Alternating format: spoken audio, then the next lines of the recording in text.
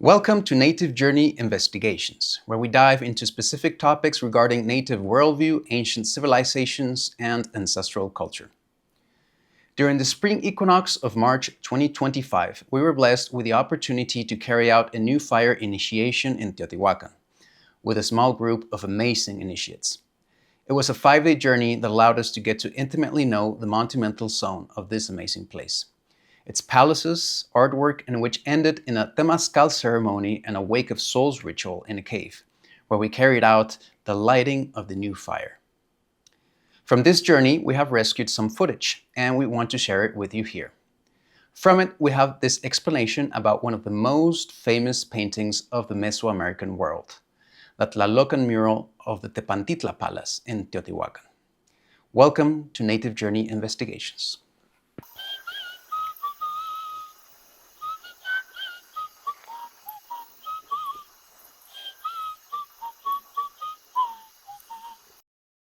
You don't want to get seen doing that, though.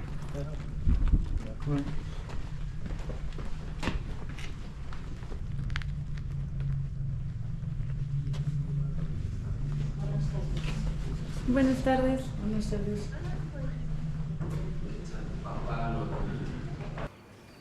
The purpose of this house had to have been really important because they chose to depict something that is it's imperative in the worldview of the whole Mesoamerican culture.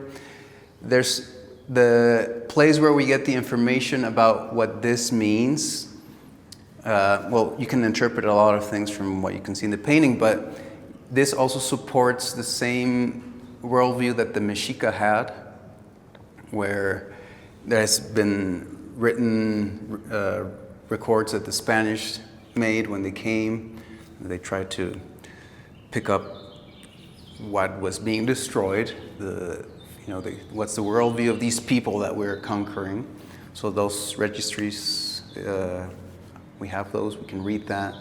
And they speak of the same thing, and it's amazing the similarities to those registries to what we actually see here. So we can actually know that the Mexica were just the continuation of this culture, of this worldview, and the differences, you would think the worldview would have changed somehow, but no, it's amazingly the same. So this is what's called the Tlalocan, which is the literally in Nahuatl, we're using Nahuatl, is the place of Tlaloc, the house or the place where Tlaloc lived.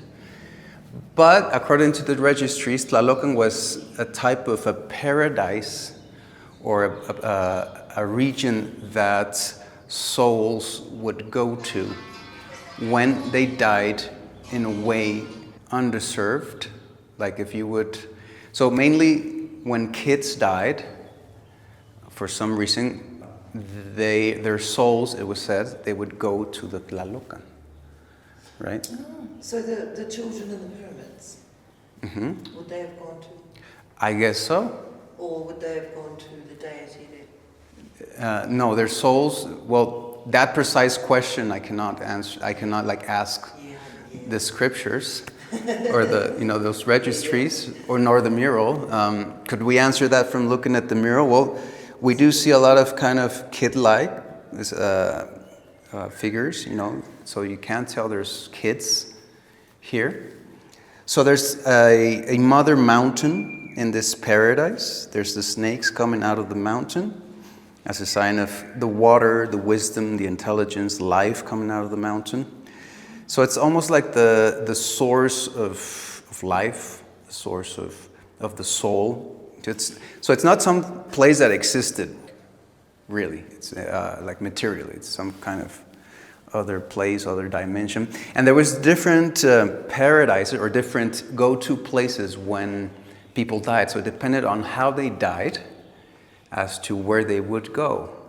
So it's not a thing of were you good or bad, you would go either to hell or to heaven. There wasn't that duality. It was 4 different places. And for example, one of them was for the warriors. So if you died in war, in sacred war, you would go to that place, and it had its attributes. The other place where the women that died giving birth would go to. But that was the scariest one because the women that died during birth, they were called the Cihuateteo, which means the goddess women, the women goddesses. And this is interesting because we associate Teo or Teot with God or sacred, and we associate that with something that's divine and good.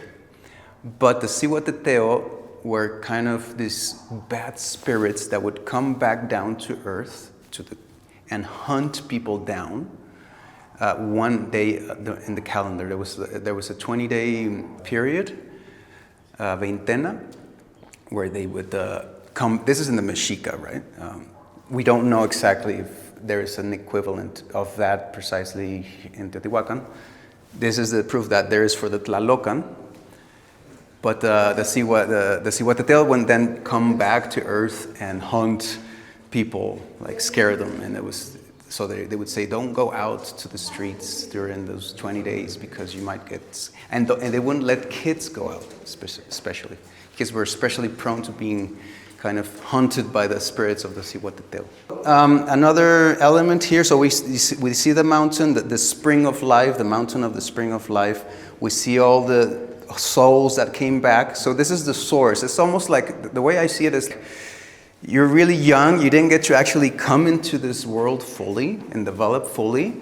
So you don't get to go to some other place after. You get to go back, right, and start over again. You go back to the source. So on top of this, we have this, it's Tlaloc, so it's a Tlalocan. Now, I like the fact that Tlaloc really never is precisely or specifically, to my eyes, masculine or feminine. So I actually sometimes see it as very feminine.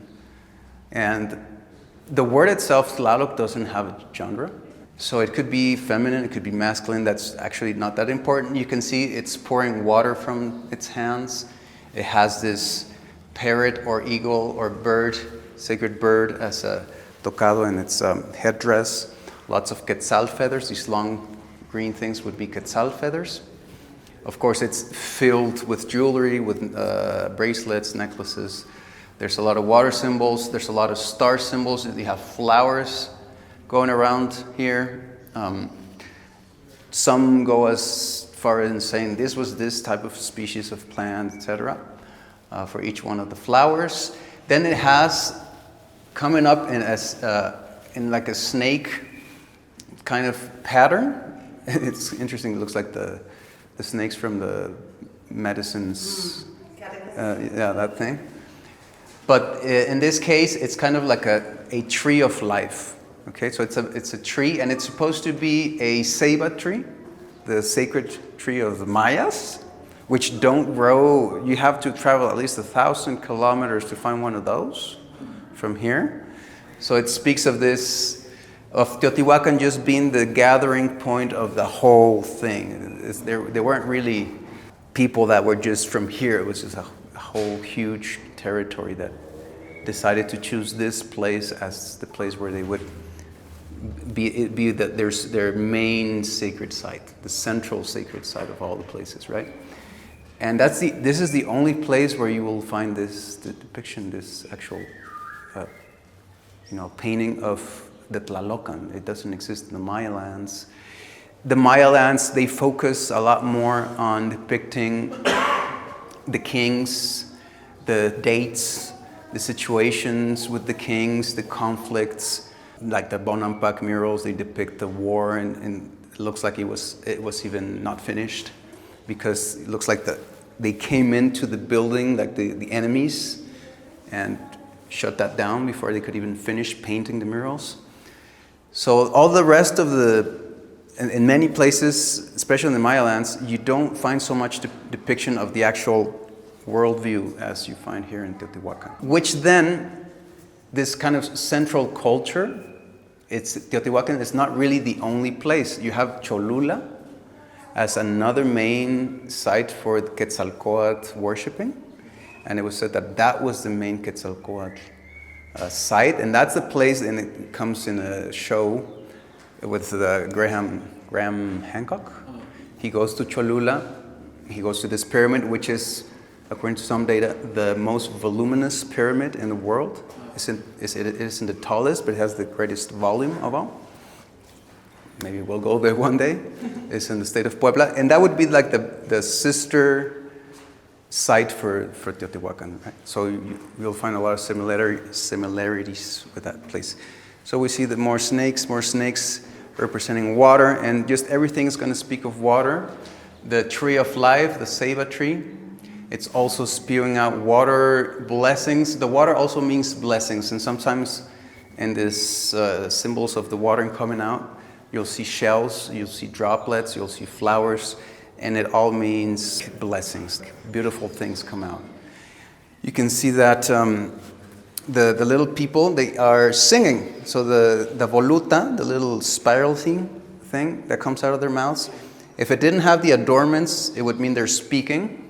So they're not speaking, they're singing. They're playing games. You can see that they have, they're grabbing each other's hand. I mean, that game is like universal, looks like. I won't speak about the beauty of it, about so many other things, the artistry. I just wanted to focus on the worldview, and that you guys know about the Tlalocan as a part of the Mesoamerican worldview, since you are students of Mesoamerican worldview.